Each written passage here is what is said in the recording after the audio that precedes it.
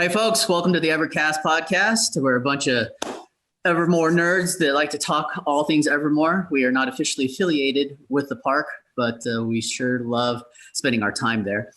My name's Sly. I'm Aline. I'm Kazan. I'm Pitt. I'm Robin. And today we're going to be talking a little bit about what happened this last weekend. For this week's highlight, each week, as you know, we like to identify and recognize a specific world walker who is someone that you should get to know. And for this week, it's Sir Dylan the Redeemed.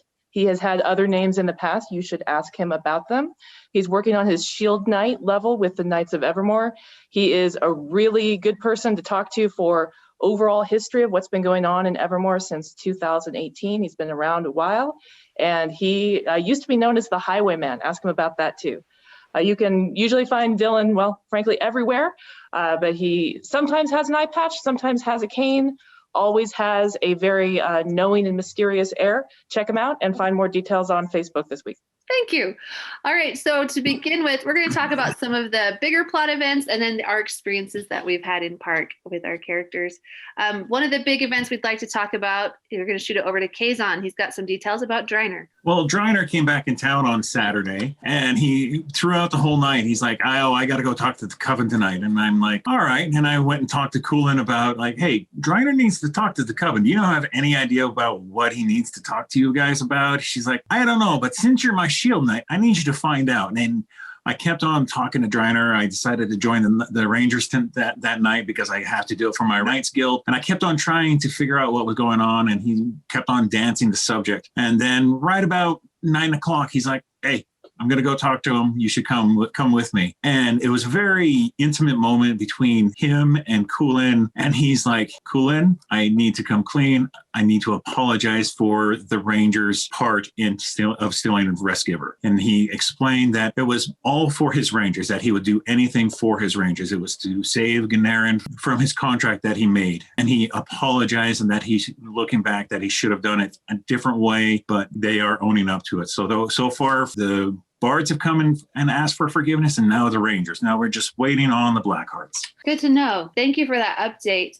Some new archai arrived in town, and Sly, you've got the scoop on that. Tell us what you know. Okay, so they're known as charities. Does anyone have the actual names? Yeah, it's Zolshu and It's Mbai. Mbai. I love her character, but she's so quiet, and COVID masks make it so hard to hear her. So it's time to vote for which archai is going to save Evermore. Charity, Mischief, or Cheer. And depending on who you went to, depended on how you got a vote. Ribbons. So one of the cheers was just giving votes. Just go ahead, put it wherever you want. The other cheer actually wanted you to spread cheer. I'm not really sure what the Mischiefs had to do. I'm guessing. I know they had some sort of task because there were world walkers coming up to Sochi saying, I've completed the task. May I vote? I don't know what it was. You got to find a prank. And then Charity had you do something nice for somebody. During lore, where the fortune tellers, thank you, were located and where Seneca was, those are the 3 tents that hold the 3 jars where you pitch your vote.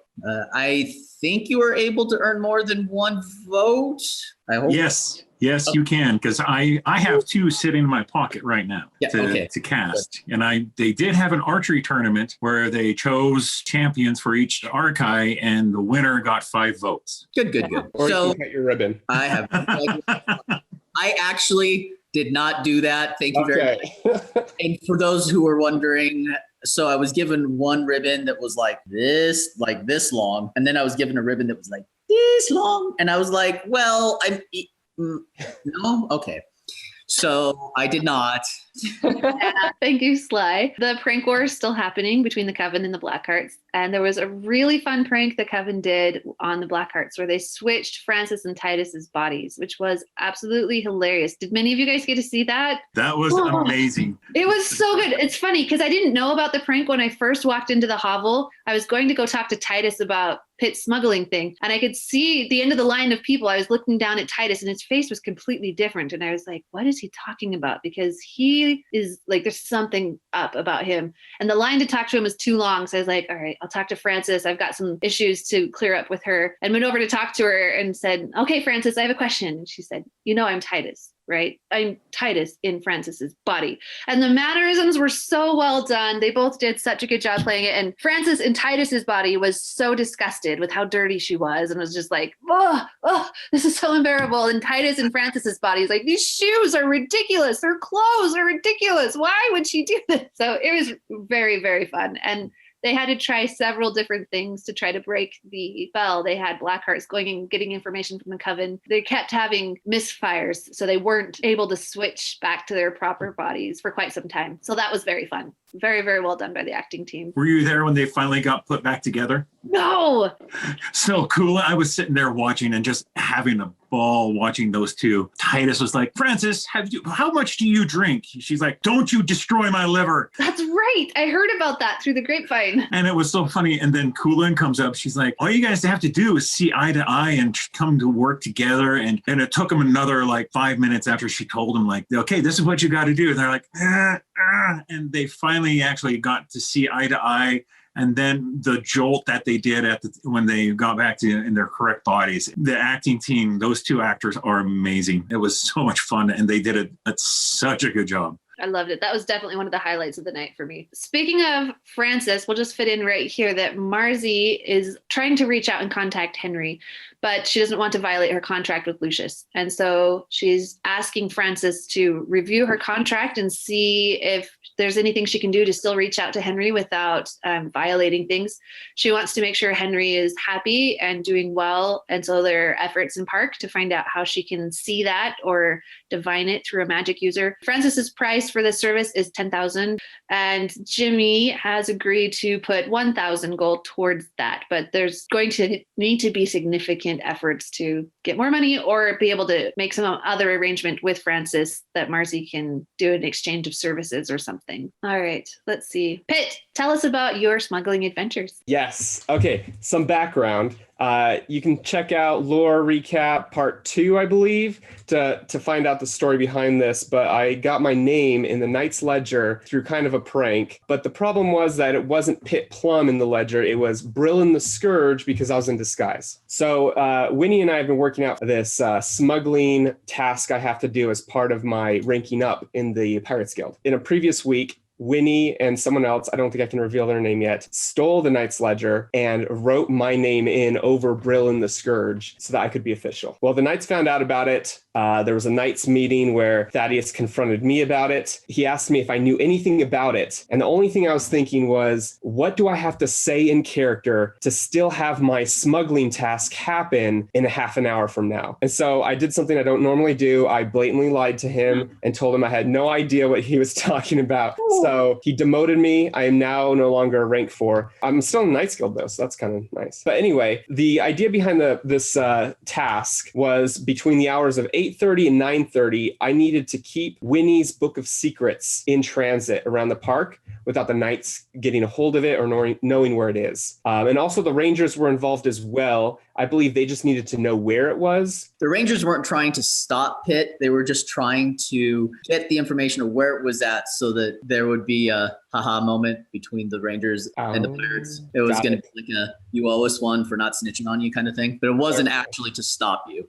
Okay, good. So I did hear the most from the Rangers, but there might have been a miscommunication because the Knights weren't really on my tail all night. So my strategy was to bring in 6 decoy books that looked just like Winnie's ledger. I made some contacts around town with some Evermorians that could help me out with this. Because of cholera, the World Walkers weren't able to, exchanging the ledger. It had to be an Evermorian passing it to another Evermorian. And the World Walkers looking for the ledger had to go up to that Evermorian and ask, is the ledger in your left pocket? Or is it in your right hand? Then they would go back to Thaddeus or Willow or whatever and win the game that way, I guess. I didn't even have a decoy found throughout the night, which was unfortunate. At one point, Flora even dropped her decoy in the middle of a crowd of people in front of Thaddeus, and Thaddeus pointed at it and said, is that Winnie's ledger? And no one did anything. I saw the handoff between Philip to Flora to Winnie to Flora to Thaddeus. But you knew it was a decoy. I knew it was a decoy because you let me see it. When he dropped it, 4 World Walkers actually approached me. And for like 30 minutes, I was speaking with them about what I knew and what I didn't know. So there were actually some that went, and I was like, well, I guess I'm a decoy.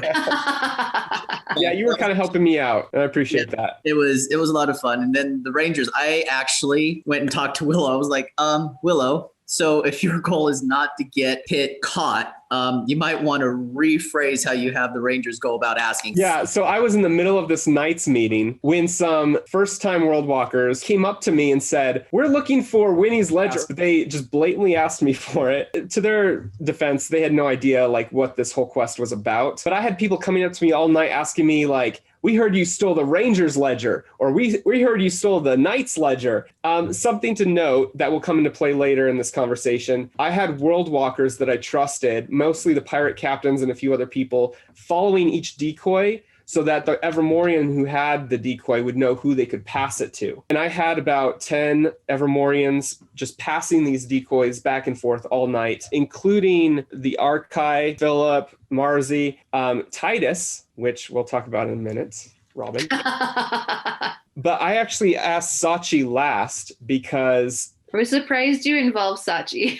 I mean, he's the archive mischief, so I felt like I had to get him involved, but he's so chaotic. I didn't know if I should, roll the dice on him. He turned out to be perfect. He did start collecting decoys throughout the night. Can I tell you what happened there, actually? Yeah. So I was trailing Titus with his book and was telling Titus, okay, we need you to pass it to someone. Here's our list of who we can pass it to. And we were walking down the road and we saw Sochi right up ahead. And we're like, oh, pass it to Sochi. Unbeknownst to us, the people tailing Sochi, who also had a book, were telling him, oh, there's Titus, pass it to Titus. And so they went up to shake hands, and Titus already had the book in his hand as they did the handshake. So he got it to Sochi first. And so Sachi's like, okay. And then he just like put it in his sleeve with the other one he already had because he didn't want to make things too obvious to be passing books both ways. And he didn't even know what was in the books. And so I was tailing Sochi the rest of the night this game was happening. And he's like, are these a good thing? Are these a bad thing? Why are we doing this? And what's in them? And then he was like, oh, is collecting books a good thing? Let's collect all the books. His quest the rest of the night was to see how many we could collect. It was hard to find them because they kept moving around. So he only ended up with 3 out of the 7, but still not bad. Not bad. Did any of them go through the glass house? Yes. So I talked to the employees at the glass house. They were all involved except for Dave. And I think that's who got it. So I don't think he knew what was going on. And I think he ended his shift and just took off with it. So, oh, gosh. Yeah. Way to make sure it doesn't get found. Yeah. The real one was actually in a plastic bag inside a coffee cup that Winnie was holding all night. And it had hot chocolate in it. And she just drank from it so that if anyone did ask if she had the book in her cup, she could pour out a little hot chocolate. And so the end of the night, she actually confronted Thaddeus. I guess there was a confession from Winnie that she was the one that forged my name in his book. She did not tell him who stole the book. She drank out of the cup right in front of him. And she was like swirling it as she was talking. Right in front of his face. Winnie, we've been friends for some time. Don't pull the friend card. I want you to be honest with me. Ew. Are you adjusting my records of my notes? If I were to have adjusted the records of your nights, it would have been because you had a silly rule in place where you would not recognize your nights. I was leaving it open for conversation. It was pretty funny. She did get house arrest because she was involved in this. And there was a world walker that pointed out what laws had she broken. She didn't steal anything and she had not murdered anybody. But as she walked away, like, I don't know what you're talking about. I think it was you.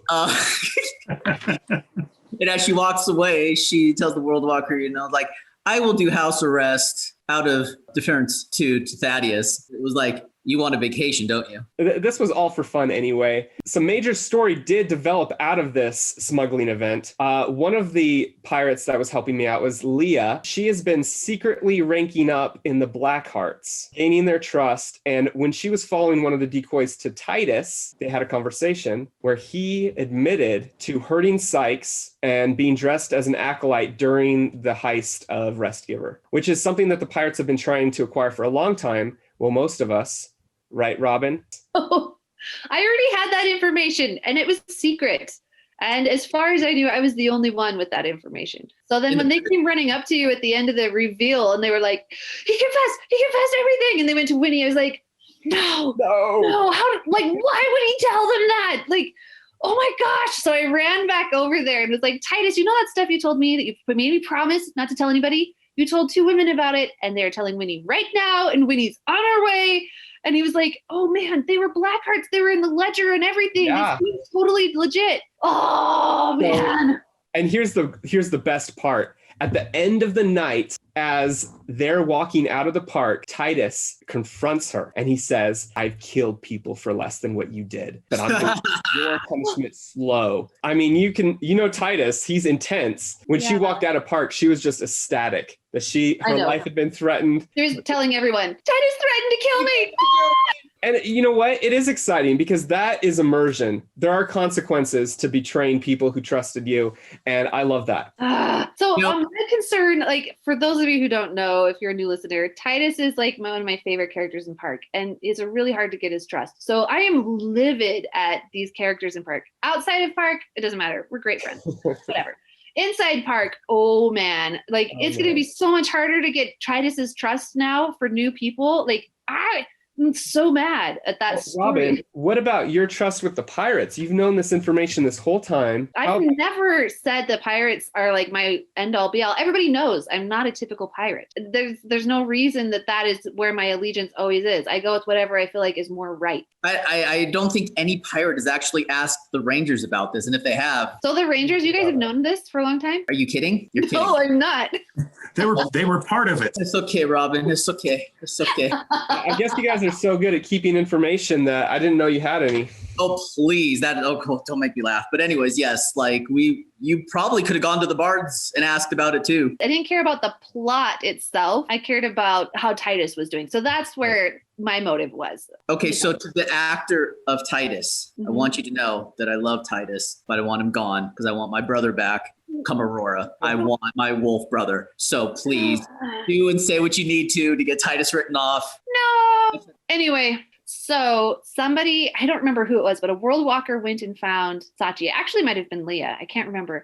But some Blackheart went and got Sochi and brought him to the hovel and said, the Blackhearts are losing this prank war. The Coven is just creaming them. The Coven's pranks are amazing. And all the Blackhearts did is put rocks on their table and do a snipe hunt. They need some help. And you're mischievous. You could help them. In this conversation around the fire, somebody asked, would it be against the rules for Sochi to help? And they said, well, there are no rules. Evermore doesn't have the law right now. And he said, okay, I'll do it. And I clapped. I was like, sweet, you're going to help them out. And he said, nope, I'm going to be the law.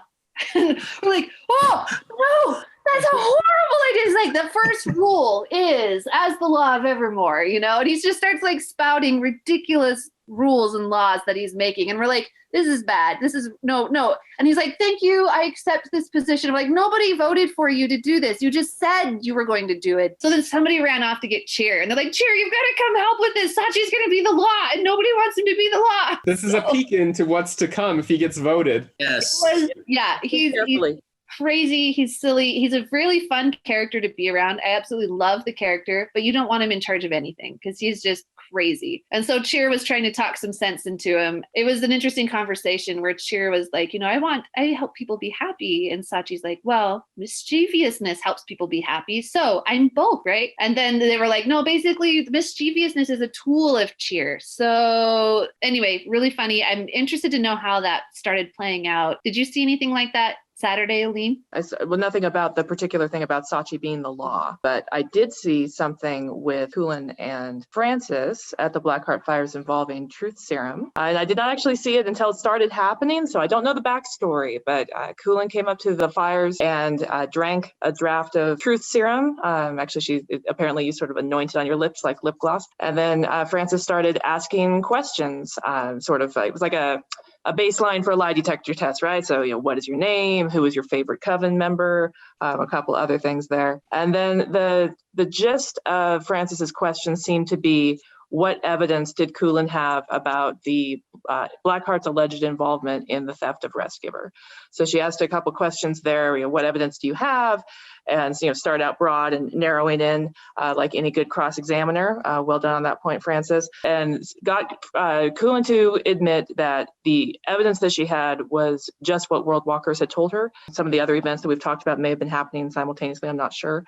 because she certainly didn't say anything about having heard anything from Dryner. But what she said was that it was world walkers had told her what they had seen, and she admitted that she did not have the acolyte cloaks, which I guess was something that she had said, was that she had the cloaks and that was her evidence, and she admitted she did not have them, she had never had them, that she had lied. And towards the end, Francis was saying, okay, I'm good with that. And it seemed to be, the point of it seemed to be to establish a kind of trust between them, to be working on making the barrier around the town visible so that people don't accidentally go over it or get their grave cut off by it or some such like that. And so Francis seemed satisfied, and Coolin said, aren't you going to ask me if I stole Rest Giver or something like that? Somehow the question came up that Francis had not actually asked whether Coolin knew who had done the theft or whether she had stolen it from herself. And Coolin said, well, that's ridiculous. Why would I steal it?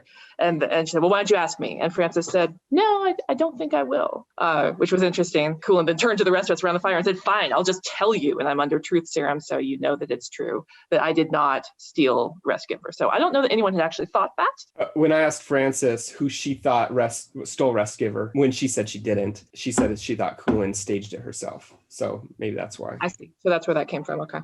But it has now been established. It was a sort of a grudging acceptance of everybody's testimony around the fire, and they sort of chin lifted at each other and then went their separate ways, and I guess they'll be working together. Interesting. So who provided the truth serum? Do we know that? Coolin brought it with her from the coven. Where it came from before that, I don't know. That's interesting, because when I was talking to Coolin on Friday, she was collecting ingredients to make a truth serum, and it wasn't going to be ready until next week at the soonest, because she's requesting shipments of quillfish spines from Mythos through the port. The truth serum needs to have the intent imbued into it from Cassandra.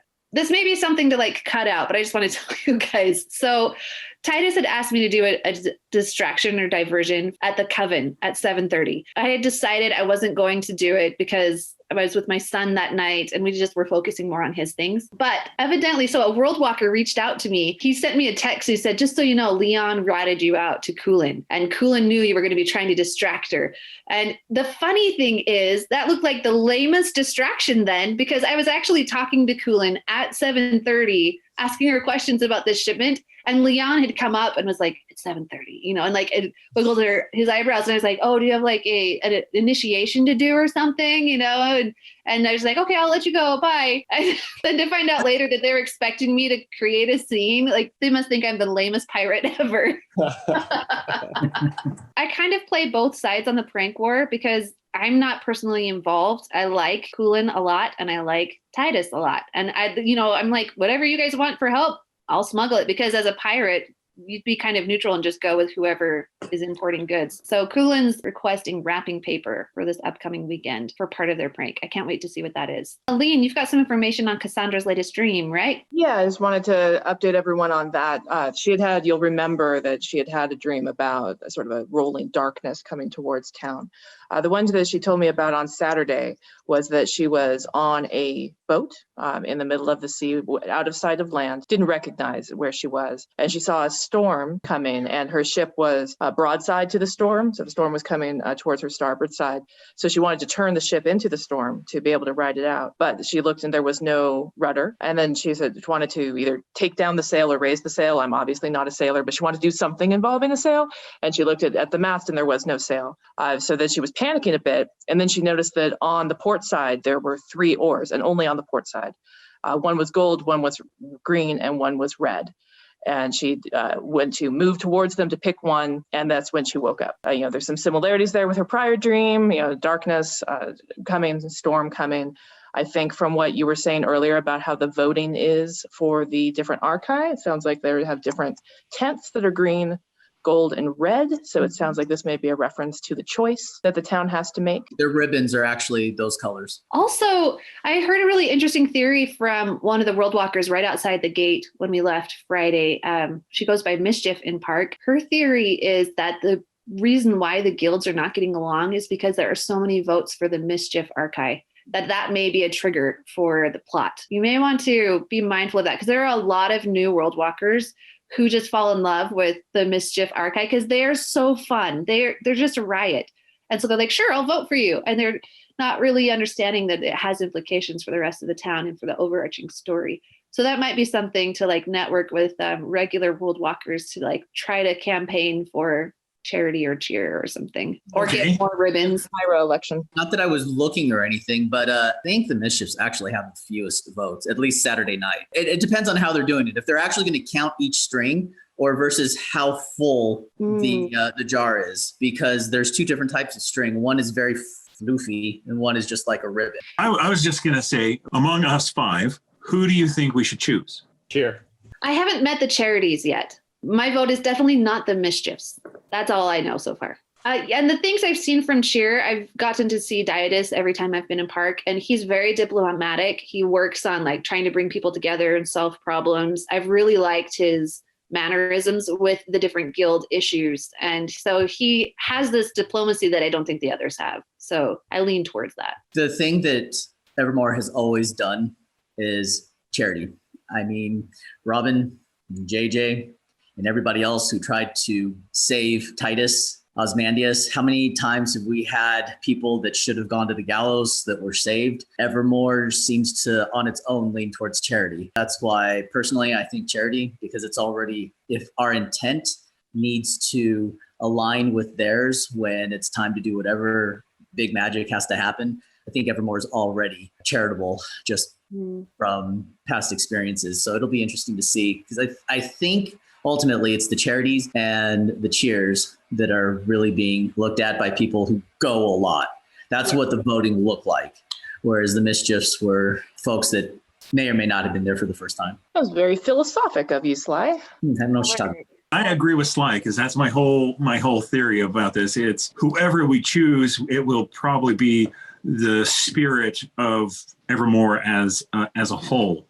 So if we go in on past experience, it's a very charitable town. Yes, we have some cheer here and there. We have mischief all over the place, but for the most part, the spirit of Evermore itself is to be very charitable, to be very welcoming. Whenever the portals open and a new group comes in, we are very welcoming to whoever comes in. That's where I'm probably going to put my votes. And I don't know about you guys, but I thought it was highly suspicious that the day that charities showed up was the day they started voting. It's like I don't even think they had enough time to say hello. Yes, I didn't meet them at all that night. And yet the voting started that night. I thought that was highly suspicious. I agree. I always think everything is highly suspicious. You're usually right. One more thing I wanted to say. When I was there on Saturday, which is the only night of the 3 that I was there, I pulled into the parking lot. It was 5:10 people, and both parking lots were completely full. Had to go and park way over on the side, the part that I'm not entirely sure that's where you're supposed to park, but we parked anyway. It was so full and it was so awesome. So I just wanted to congratulate the marketing team and all the other teams that are working so hard. It looked like a lower crowd, but it was Aurora. So amazing. And the Christmas Carol had sold out. I was in line at 5:20 and they had signs up saying Christmas Carol performances were completely sold out. So bravo, guys. I always like to see that. All right. Well, that wraps it up for us for this episode. Hope you enjoyed the recap. Hope we gave you the information that you need to know. Please come see us in park. We're always happy to talk, answer questions, hear secrets, anything along those lines. If you'd like to send us any feedback, comments, questions, suggestions, we'd love to hear from you. Our email account is evercastweekly@gmail.com, and we will see you in town. Ice skating. Oh, Dang it! Ice skating.